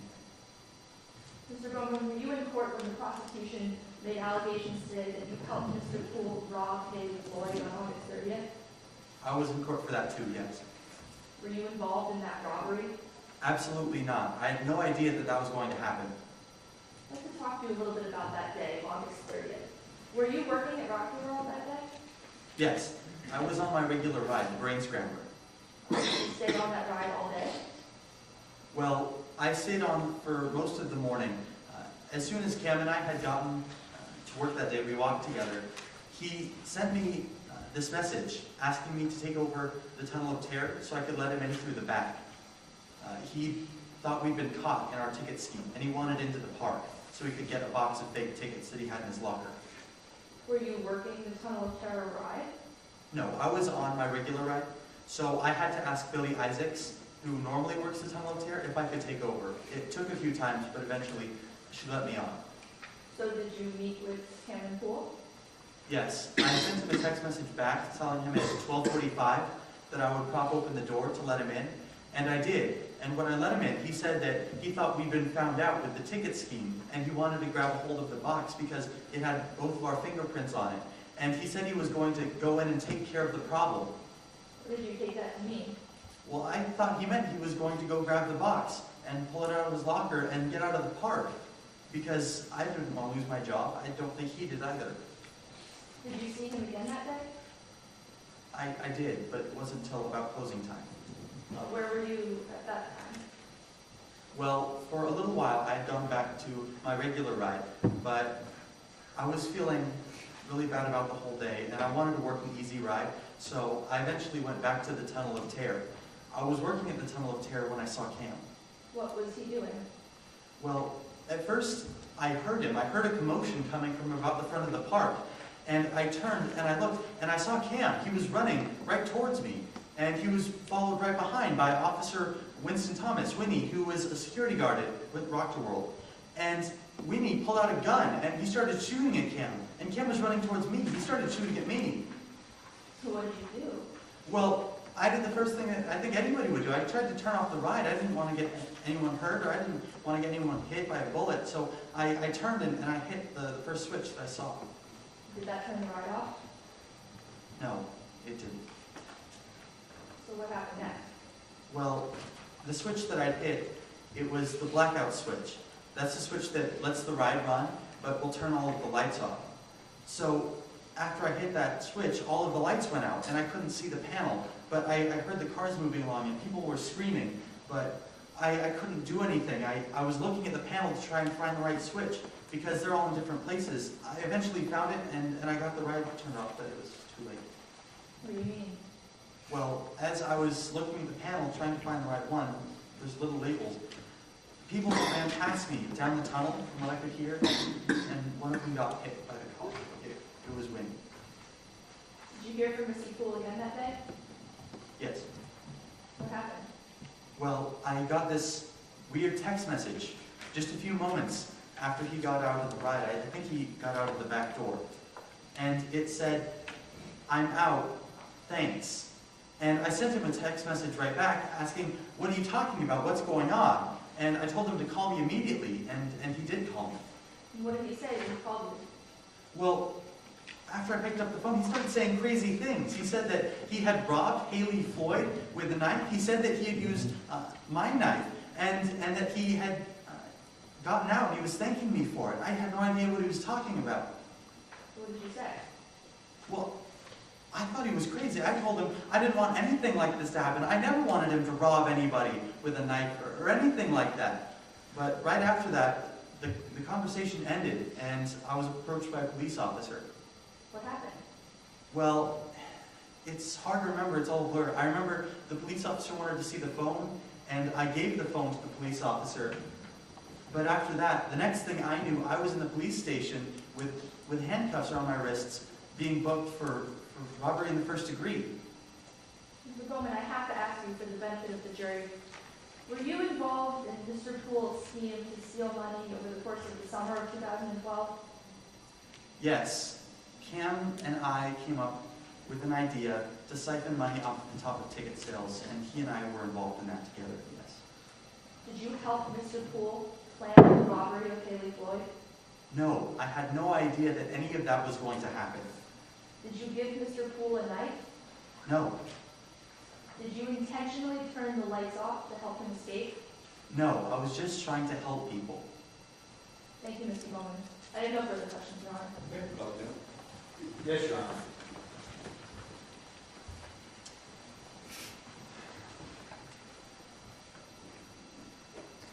Mr. Bowman, you and Cameron Poole stole from Rocker World for months, right? Yes, we were both involved in a scheme to steal money off the top of ticket sales. And at the end of this summer of 2012, your crime had caught up to you, right? Yeah, I thought we were going to be caught in that. Right, because your fingerprints, they were all over these fake wristbands that were in Cameron's locker, right? Yeah, and that's why I let Cam in. He said he was going to get the box and get out. Mr. Bowman, you're aware that you're being charged with theft by deception today, correct? Yes, theft by deception and robbery in the first degree. Mr. Bowman, Cameron Poole used your knife when he robbed Rocker World on August 30th, 2012, didn't he? I don't know what knife he used. Yes or no, he used your knife? No, I don't think so. I never saw the knife. Let's talk about that. You own a knife, don't you? Yes. It's got a blue handle? Yes. Cam and I were in South China, Midlands together. I picked it up. It's kind of a souvenir thing. It's a wooden handle with inscriptions in it. Right, it's unique, right? Well, it was one of several knives that looked like that from the cheap kind of knockoff store that we were at. But yes, it was unique. Mr. Bowman, when did you lose that knife? I can't tell you. It was several weeks before any of this went on, but I don't know when I lost it. So it's your testimony that it was several weeks before the robbery that you lost your knife, right? Yes, that's true. Now, you were in court today, weren't you? Yes, You heard Miss Haley Floyd testify, right? I did. You heard Miss Haley Floyd say that she saw you with your knife a week before the robbery. I'm not sure about what she said. She said she saw me with a multi-tool, with like a corkscrew and things. I don't own a multi-tool. Mr. Bowman, we all heard it. Miss Floyd said she saw you with your knife a week before the robbery. She said that, right? Well, that's what she said in court, yes. Are you calling Miss Floyd a liar? If she's saying that I had a knife with a lot of compartments, that's not true. Okay. She must be mistaken. Mr. Bowman, you were in court today when Rory Sheldon took the stand, right? I was in court today, yes. You heard him say that he saw you with a knife the day of the robbery, right? That's what he said, yes. He just must be mistaken as well, right? I can't tell you if he's mistaken or if he's lying. I don't know. Okay. You heard Miss Tyler Hartman take the stand today, too, correct? Yes. You heard her say that she saw you with a knife, your knife, the week of the robbery, right? That's what she said, yes. She just must be mistaken as well, right? I suppose so, yes. Mr. Bowman, all these people who said that you had a knife the week of the robbery, they're not on trial today, right? That's correct. You are. Yes. Let's talk about what else Mr. Floyd how Miss Floyd said today. She said that your knife was shoved in her face, right? That's what she said, yes. She must just be mistaken as well, right? I don't doubt that there was a knife pushed into her face. It could have been my knife, too, if Cameron had gotten a hold of my knife. Let's talk about that. You heard Mr. Sheldon take the stand. Yes, I did. You heard him say that you said it'll serve Longstreet right, right? I never said that, and I never gave Cam a knife for a robbery. You just must be mistaken, even though Mr. Sheldon said that you gave a knife to Cameron Poole. I suppose he must be mistaken, or he must be dishonest. I didn't give a knife to Cameron Poole for a robbery. He must be dishonest. Are you calling Mr. Sheldon a liar? Yes. Mr. Sheldon's not on trial today, is he, Mr. Bowman? No, but it's his truth that would convict me if he was telling the truth. That's right. You're on trial today, aren't you? I am on trial, yes. Now you heard Miss Hartman take the stand too, right? Yes. You heard her say that you said you had a plan to avoid getting caught for the tickets, right? That's what she said, yes. She said that you had a little insurance policy, right? That's what she said, yes. And when you said you had an insurance policy, you pulled out a knife, right? That's what she said, yes. She just must be mistaken as well, though, right? She must be mistaken or dishonest, yes. But again, Mr. Bowman, she's not on trial today for her life, is she? No, she's not. You are. I am, yes. No further questions, John. Finish your record. No redirect, Your Honor, I ask Mr. Bowman to be excused. Do you want to say something? No? Anything further? No, Your Honor, at this time the defense rests. Yeah, we'll take a 5-minute recess.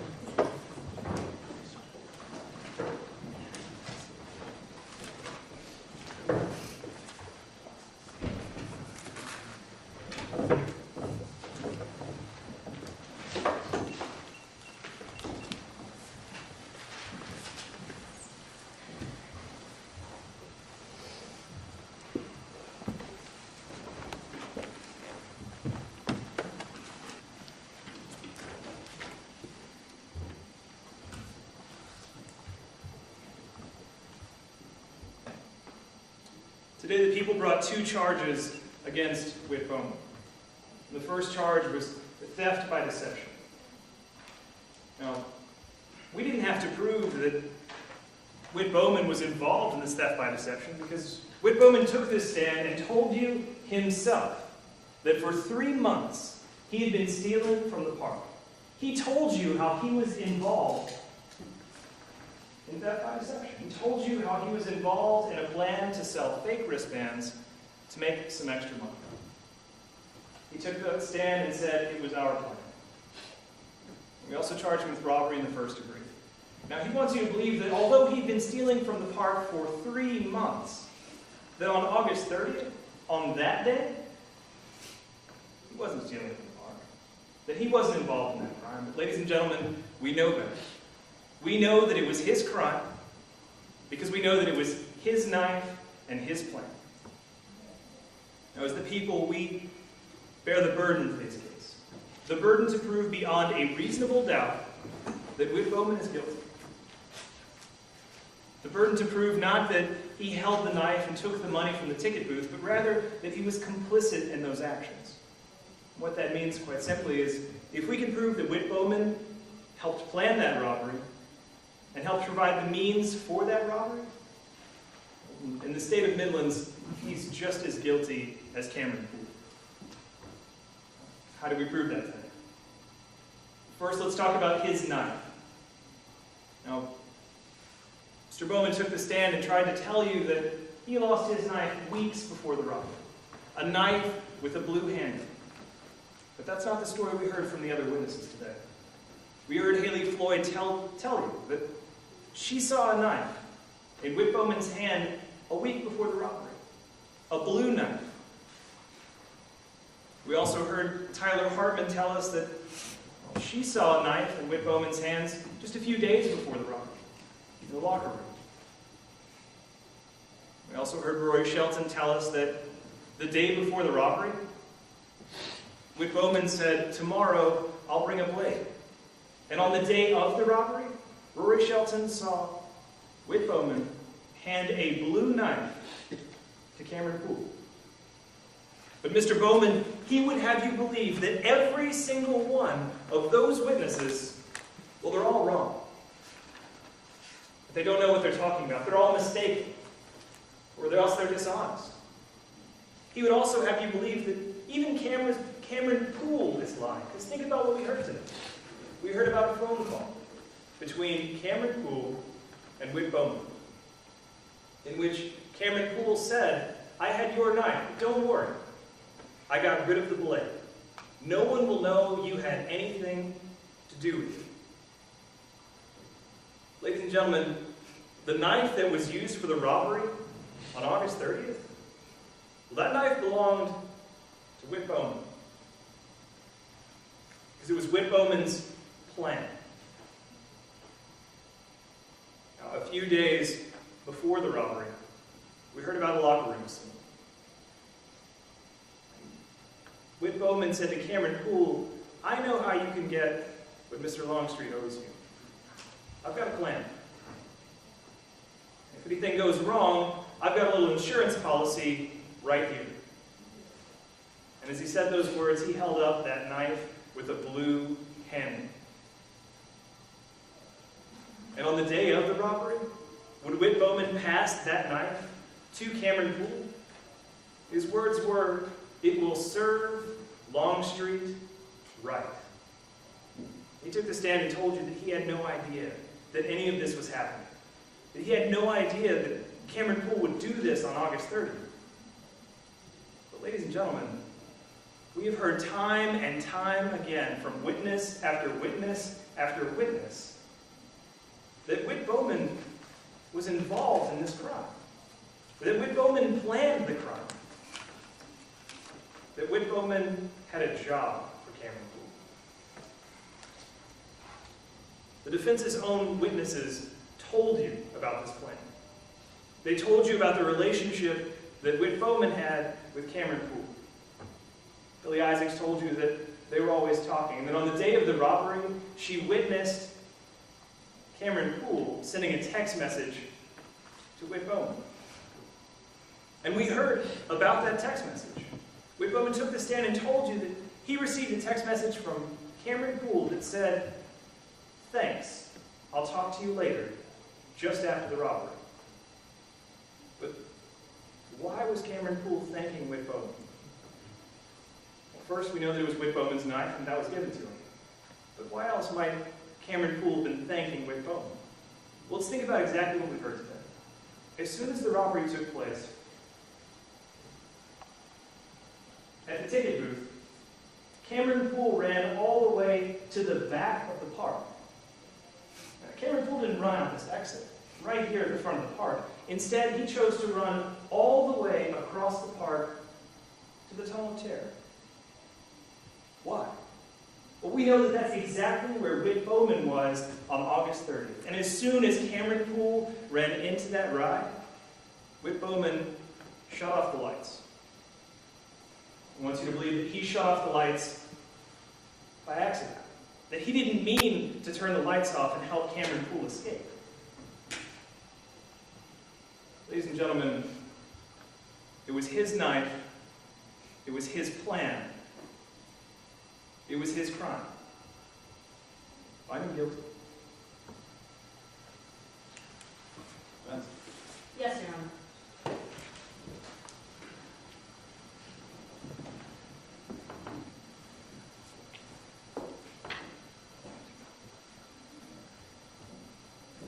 May it please the court, opposing counsel, ladies and gentlemen of the jury. Close enough? It's not good enough. On August 30th, Cameron Poole escaped from Rock the World. He left behind him victims of a crime that Mr. Bowman is now being charged with. But let's think about what he really left behind. He left behind two victims who the prosecution had to explain to the community what had happened to them. somebody who is now in a coma, and somebody who had been held up at knife point. They also, let's talk about what they didn't have. They didn't have the money that Mr. Poole stole. They didn't have the weapon that he used, and they didn't have the man responsible. But they still decided that they had to blame somebody. They didn't want to admit that their chances had been ruined to try this case. They still wanted to put somebody in that chair. And so instead of calling on the man who they knew was responsible, the obvious criminal, they turned to this man. The man who they thought was close enough. Ladies and gentlemen, that's why we're here today. That's why my client is sitting in that chair and not Cameron Poole. Because in their rush to come to a conviction, no matter whose life it was at stake, in their rush to end this case, no matter what it meant for the people involved, prosecution tried to make close enough into good enough. But ladies and gentlemen, in a court of law, that's not something they can do. Because in a court of law, close enough, it's just not good enough. In this case, the prosecution had the burden of proof. They had to prove two things to you beyond a reasonable doubt. They had to show you that my client committed theft by deception and robbery in the first degree. Mr. Bowman came before you on the stand today, even though he didn't have to, and he told you the truth. He told you what had happened. And he admitted that he made mistakes. He admitted that he did help his friend steal money from the ticket booth over the course of the summer. They were pocketing $15 at a time. But he told you that he is willing to be held responsible. He's ready for the crime that he committed, the only crime that he committed. Theft by deception, not robbery. Because the prosecution also had to show, beyond a reasonable doubt, that my client conspired with Cameron Poole to take a knife, stick it in Haley Floyd's face, and demand the money from the ticket booth. And they had to show you that my client did this to such a degree, helped Mr. Poole out so much, that under the law, he's as guilty as Mr. Poole is. That's a burden the prosecution didn't meet today, ladies and gentlemen. Because they've shown that there was a crime. They didn't tell you at all how my client was involved. I want to talk to you about who we saw on the stand today, but first, I want you to think about who we didn't see. Now, earlier today, Mr. Shelton told you about how there were all these police officers that he spoke to over the course of the last couple of months. All of these police officers that Midlands put on the case to try to figure out what had happened to Mr. Bowman. Ladies and gentlemen, first of all, where were those police officers trying to locate Mr. Poole? You've heard that they still haven't been able to find him. Instead of trying to pursue the man that they know is responsible, they've settled on my client because he was there and Mr. Poole wasn't. And also, ladies and gentlemen, any of those tons of police officers that Mr. Shelton talked about, where were they in court today? Why didn't we hear from them? Why did the prosecution choose to call a couple of park patrons, the accountant, and a mascot, instead of the investigating officer that was in charge of this case? Ladies and gentlemen, I would submit to you that they don't want to call the police officers in this case because they're afraid of what they'll say. Because those police officers did conduct a thorough investigation. But they found no evidence linking my client to the crime. That's why they're not here today. That's why you saw these witnesses, rather than ones who can actually tell you the truth. Because we don't have that information from those police officers, there's a lot of reasonable doubt in this case that we just don't know. We don't know where Mr. Poole is. We don't have his knife. We don't know if he was ever, if his house was ever searched. We don't know if Mr. Bowman's house was ever searched. We don't know if Mr. Bowman's bank accounts were ever monitored to see if he had received any of the money. Because we don't have this information, ladies and gentlemen, that's reasonable doubt as to whether my client was involved. before you, and they tried to tell you a story about a knife. And I wrote it down just to make sure that I got it right. In his opening statement, Mr. Hubble asked you to follow the knife. I would submit to you, you can't, ladies and gentlemen, because you heard from two witnesses that the prosecution put on the stand today, who told you that the knife was in two places at once. Mr. Shelton got on the stand and told you that he saw a knife handoff between Mr. Bowman and Mr. Poole on the day of the robbery. The witness they called right before that was Miss Hartman, who said that she saw that handoff a week before. Are there two knives? Did Mr. Poole give it back to Mr. Bowman and now they're switching it around? Ladies and gentlemen, that doesn't make sense. The prosecution has called witnesses that contradicted themselves. That in and of itself is reasonable doubt. But even if you believe that it was the defendant's knife, even though we've heard from witness after witness that they couldn't really tell you what it looked like, it might have had a blue handle. But other than that, we don't know. Even if you do believe that it was my client's knife, the prosecution still hasn't explained how Mr. Poole got it. They still haven't explained how my client having a knife has anything to do with this robbery. Let's think about how Mr. Poole could have gotten that knife. Now, Mr. Bowman got on the stand today, and he told you that that knife has been missing for weeks. Mr. Poole could have taken it, ladies and gentlemen. Do we think that somebody who would go so far as to rob somebody at knife point would say, whoa, hold on, let's not steal a pocket knife from my friend? That just doesn't make sense, ladies and gentlemen. And furthermore, you heard the conversation that Mr. Blanton talked about during his closing just now. The conversation where, in the car, where Mr. Poole said to Mr. Bowman, I had your blade. Ladies and gentlemen, even if that's true, even if he had that blade, isn't it telling that he had to tell Mr. Bowman that he had it? That moments after committing this robbery, he had to tell Mr. Bowman, by the way, I had your knife? That doesn't sound like somebody who has been planning a robbery for months, for weeks. It doesn't sound like somebody who gave his knife to somebody, intending for that person to rob someone. And that's reasonable doubt. What we do know from that conversation is that Mr. Bowman was shocked when he heard what his friend had done. Mr. Bowman, he didn't know that anyone was listening at this point. He wasn't on the stand. He wasn't trying to save his life on that phone call.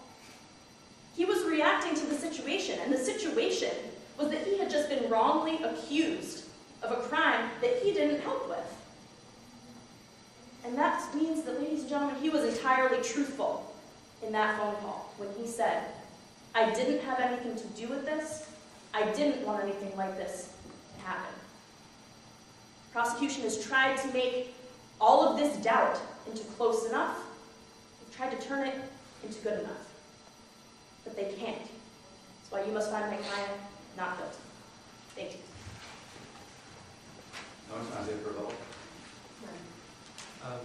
2 minutes and 36 seconds. Okay, thank you.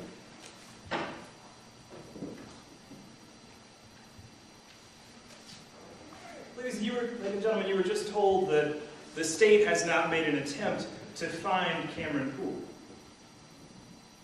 That was just said to you. However, both the state and defense counsel have been involved in attempts to try to locate Cameron Poole, and they agreed to that before we came to trial today. So, ladies and gentlemen, what she said was simply not true.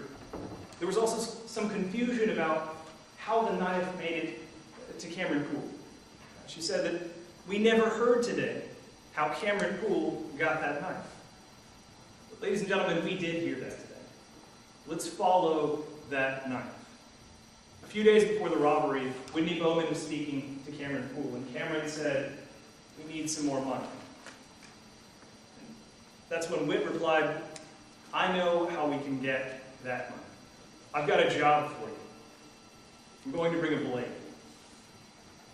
And on the day of the robbery, that's exactly what Whit Bowman did. Rory Shelton saw as Whitney Bowman handed that blade to Cameron Poole. And when Witt handed that blade over, he said the words, "It will serve Longstreet right." This was all part of Witt's plan. And why was he involved? Money. We heard about the cab ride. We heard about the phone call that took place during that ride, in which Cameron Poole said to Witt, "Don't worry, we won't get caught. You'll get your share someday. For now, keep your eyes open and your mouth shut." Ladies and gentlemen, Witt Bowman's guilty. I am guilty. Thank you. You can either stay in here and be quiet or step outside and relax while the scorekeeper takes your balance. Timekeepers, please stay close so we can hand this to the ballot.